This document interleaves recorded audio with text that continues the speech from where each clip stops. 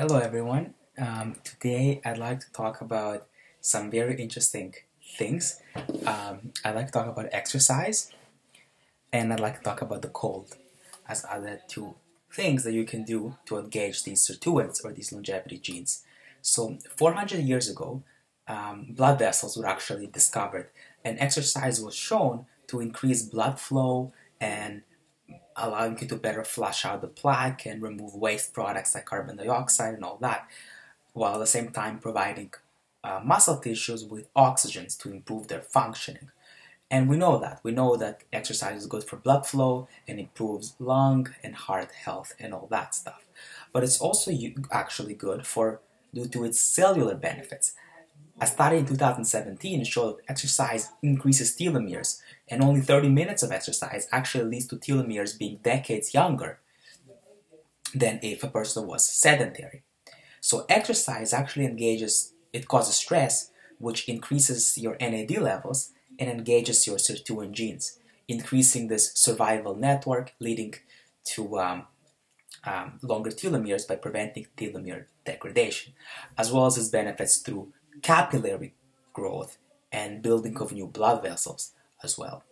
And so even 4 to 5 miles per week was shown to reduce chance of all-cause mortality by 30% and heart attacks by 45%. So this is less than 15 minutes a day of running. So essentially, and it has actually shown that even 10 minutes a day reduces heart disease. So whether you spend 30 minutes or less, it is definitely good to prevent telomere degradation and for the engagement of these sirtuin longevity genes. But intensity does matter. So there's something called high intensity interval training where higher heart rate and respiration actually activates these health promoting genes and aging defenses. And we want to go into a hypoxic or out of breath state. In a nutshell, you want to go out of breath when you're doing exercise and you want to barely be able to speak, essentially needing to gasp for air after every few sentences. And so again, we talked about hunger last time, and if you add exercise to the equation, then you're on your way for longevity and longer lifespans. Now let's talk about the cold. Well, exposing your body to less than comfortable temperatures actually also activates longevity genes, aka these sirtuins, and causes changes in breathing and heart rate and all that. There's actually a book by Chris Ryan called Civilized to Death, which talks about us being in the comfort zone and how that destroys us. And Wim Hof actually shown in 2017 in a Wayne University study with 74 subjects that his body temperature actually didn't go down when he was in the cold, and he could have controlled it through his mind and through breathing exercises. So by changing his thinking, he could have actually controlled it. And so that's actually, he could have regulated as well the autonomic nervous system, which regulates anxiety, fear, depression. So he prevented those states from going into the cold. And that's how the part of the brain that regulates the autonomic nervous system, aka the reptilian brain, was discovered after this Wayne State study in 2017 by Wayne State University. And so you can actually be able to control if you're feeling very cold by just changing your thinking. So the mindset is very important. He also writes that the cold is good for vascular fitness, energy, and activation of our full potential. So it's good for many things. It's good for our strength, energy, health, and vitality. And so clearly the cold is good for us. As Wim Hof shown, it's good for vascular fitness. Our blood flow is better, right? Our cells getting the chemistry that they need, right, through oxygen and oxygen intake and CO2 removal. There's better pumping, essentially cardiovascular fitness in a nutshell. But as I mentioned, it also activates the sirtuin genes, and Chris Ryan in his book showed that comfort zone does not help us. So in 2006, there was actually a study on lab mice where they had half a degree cooler. There's this gene called whcih, and by short-circuiting the mitochondria, you're able to lower the energy production and increase the heat. And that allows you to cool your body by half a degree. So in mice in 2006, they showed that through this UCP2 activation, they're able to cool the mice by half a degree. And that led to 20% longer lifespan in females, which is equivalent to 7 healthy years, and around 12% longer lifespans in males, just by reducing the temperature by half a degree. Now, so cold activates these sirtuins, which then activate brown fat in the back and the shoulders. And Beth Israel Institute actually showed that mice aged faster when this gene was nullified. When this gene was nullified or blocked or cancelled, prevented from working, when it was nullified, they actually aged faster. And the 2006 study showed when you short-circuit the mitochondria by activating this UCP2 gene, you actually live considerably longer.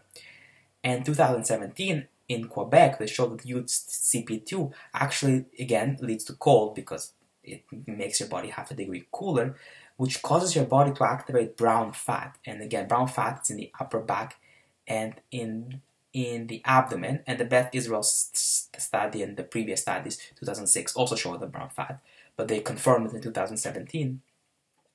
And you can actually see it in a PET scan and with radioactive glucose, and that actually leads to longevity as well. And a study on dwarf mice actually showed the exact same thing.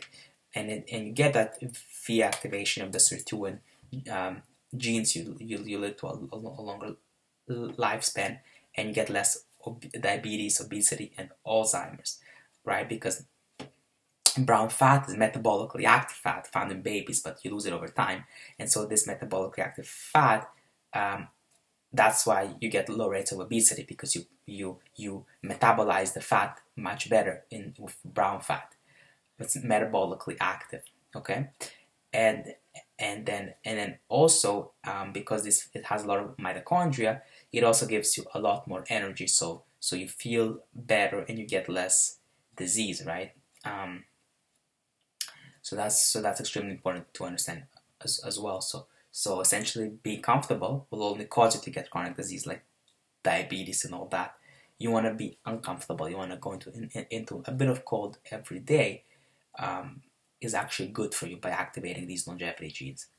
Actually, in 1933, they discovered a compound called DNP, which works the same way as the cold by uncoupling the mitochondria, reducing the energy and increasing the heat and making your body cooler. And again, it caused people to actually lose a lot of weight, literally 3 pounds a week, right?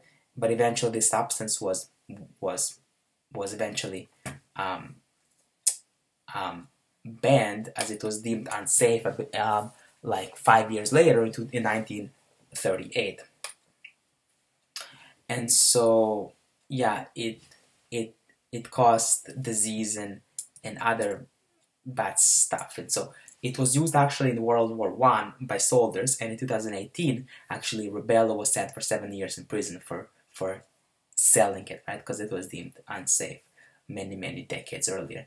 And yeah, it actually caused many deaths and all that. So even though it's a mitochondrial uncoupler, which has the same effects as the cold, it had bad side effects, and so it was deemed unsafe. But we don't need DNP, right? Of course, it causes people to lose a lot of weight and prevent obesity, which is all good, but it's very toxic. Well, you can shed those same pounds and get so much benefits for a longer lifespan by simply going into the cold. You can do a brisk walk with just a t-shirt. You can actually exercise in the cold. You can open the window overnight, etc. And it was shown that around 30 to 37 degrees actually increases a molecule, a compound called PNC1, which increases NAD, and NAD activates the sirtuins, right, as I mentioned earlier, which actually increases the lifespan of S. cerevisiae, so of yeast, by 30%. So it's also shown that this cold causes yeast to live longer by 30%. It is able to undergo much more replications. Now, so that's the cold, and sauna, the other extreme, or very hot, is also good, and the Finns actually show that it has beneficial effects, of course, like relaxation, but also other good things for your health. And even at least once a week, it will give you a lot of benefits. I know that the more time you do it, it is actually shown that there's a study show that it prevents heart attacks. So if you go like 4 times versus once, the risk reduces a lot. And so that's specifically for saunas. It was shown that the heart attack risk definitely goes down quite a bit. And it was shown, actually, it is known that contrast is just generally beneficial. And the bigger the change in the temperatures, the hot, cold, the more stress and the more sirtuin activation. All right, so definitely exercise for longer telomeres and for reducing all-cause mortality and heart disease. Exercise is good for you, as well as it affects for blood flow and better circulation. And same thing for the cold. It activates not only your vascular fitness, which is good for removal of waste products and better oxygenation of tissues, but it's also very good, again, because it activates these sirtuin genes, these longevity pathways in your body, as well as it leads to the formation, as shown in the Quebec study, of the brown fat, which is actually found in babies, this metabolically active fat, right? That is really good for you and leads to a longer lifespan. And a study on dwarf mice actually showed the same thing. So clearly, being in the cold is good for you for longer lifespan. Even half a degree was shown to be very effective and increase longevity. And so definitely being in the cold as well for cardiovascular fitness, longer lifespan, and the production of brown fat, which wards off many chronic disease, as well as taking a contrast type of bath where you're alternating between hot and cold. The more extreme the better, and you're also able to engage the sirtuin genes that way as well. I hope you found this video very informative on exercise and the cold. Take care for the next video. Bye.